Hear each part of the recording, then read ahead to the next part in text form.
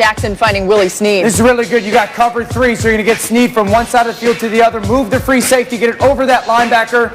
A good red zone touchdown for Lamar and the Ravens. Ravens down 23-17, under 10 seconds to left, 4th and 6. The rain coming down harder, and Jackson to J.K. Dobbins, but Danny drops it. I mean, if he catches that, game's still over. They're going to go 70 yards in 1 second in that weather. So credit New England. This was a great win by them. Yeah, the weather certainly factored into this one. I mean, there's no doubt about it. When you watch that, it was coming down like crazy, Mina. But what did you make of the play calling for the Ravens?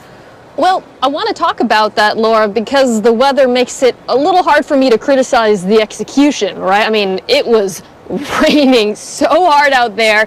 I feel bad going after, I don't know, the Ravens wide receivers for some of their drops, or Matt Skura, who was snapping that football like he was a bridesmaid at a wedding, throwing the bouquet. Lamar was just hoping it landed somewhere in his vicinity.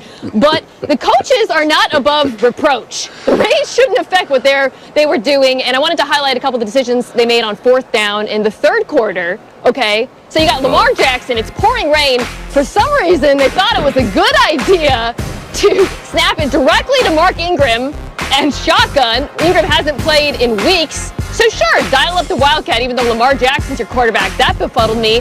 And then later on in the game, in the 4th quarter, again faced with 4th and short, they didn't go for it, and that proved costly for them, and I was honestly confused by it. Look, this game, when the weather is this bad, I really truly believe you can only take away so much from it.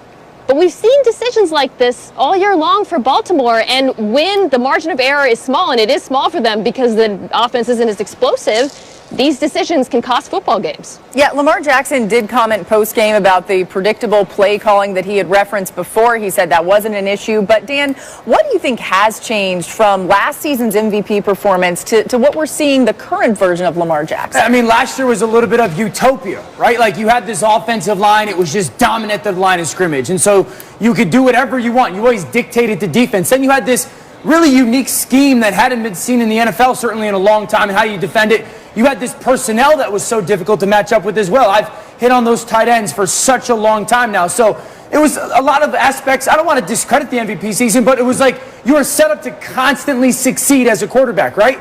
And now this season, we've just seen small little cracks in that utopia. The loss of a Hall of Famer guard, the loss of that 3rd tight end. Now your left tackle's out. Now your best blocking tight end is out. And so there's just these small little cracks at what was allowing you to be so successful.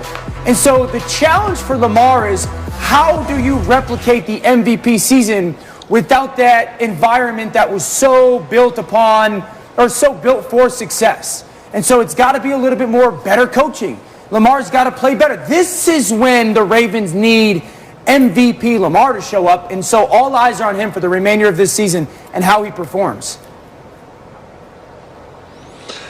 Well, I'm not about to absolve the Baltimore Ravens of anything. Listen, I know it was inclement weather, but what are the Baltimore Ravens known for? And what did they do against the Pittsburgh Steelers without Marshall Yonder and their left tackle being out?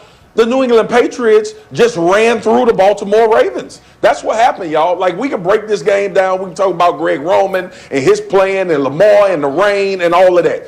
The New England Patriots, Bill Belichick, Josh McDaniels said, we are going to hand the football off to Damian Harris. We are going to let Cam run, and we're going to let Burkhead run, and we are going to beat the Baltimore Ravens at doing what the Baltimore Ravens are supposed to do to people. I'm with you, Mina, as far as the Wildcat with Ingram and the play design and all of that. We all know where the problems lie with the Baltimore Ravens. But in inclement weather like this, who would we have thought would have had the advantage? The Ravens. The New England Patriots flipped the script and ran through the Baltimore Ravens yesterday, y'all. Speaking of flipping the script for the New England Patriots, new on NFL Live right now, this just in from Bill Belichick, and he was asked about something related to cooking, I think, or one meal that he would cook. He said that he would make Caesar salad, grilled steak, put together the crepe Suzette. He learned how to do it at Middleton's restaurant that he worked at in Annapolis. He had to make it tableside, trying not to set the customers on fire. Now, just for those of you who may not know what a crepe Suzette is, it's one of those things that they make by the table, and they're like, they got the flame torch out there. There might be some orange liqueur involved. Either way, who knew that Bill Belichick was dialing up crepe Suzettes like that? We're learning so much about him this year. Do you think it's pronounced crepe Suzette? Like more than what did you just do? Crepe Suzette. Oh my goodness. Dan now thinks he's French. Okay.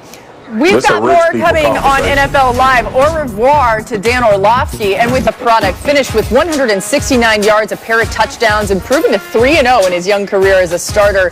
The Dolphins' 5-game win streak, their longest since 6 straight wins in 2016. Dan, when we saw Tua announced as a starter, some wondered if it was really the right move, but now we've seen him, I know you were one of them, now we've seen him really show why maybe it was the right move. What have you seen from him, and what did you see from him Sunday? Yeah, right now it's this evolution week by week of what their offense is going to look like. A couple nice things that they're doing. Chan Gailey is their play caller. I love the fact that they're putting 2 tight ends on the field a lot. You see this 22 personnel, right? Look, it's going to look like run game. You pull the backside guard, and then you're just going to replace that tight end behind that second level of defense. This is great by Tua. Sees that second level, but watch, no hit.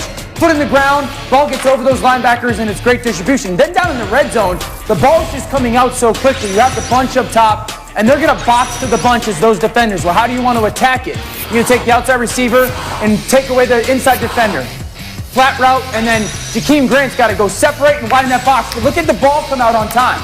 Grant's putting his left foot in the ground. The ball's high and on time in the red zone. This team has become so good in the red zone because, you know, Tua's greatest attribute is his brain, how quickly he's thinking and seeing things. So I love the fact of the tight ends on the field, the play action pass, protecting Tua, but still operating quickly. And then he's like Orlando Bloom from Lord of the Rings, man, in the red zone. Like, it's coming out so quickly with deadly accuracy. Oh, man.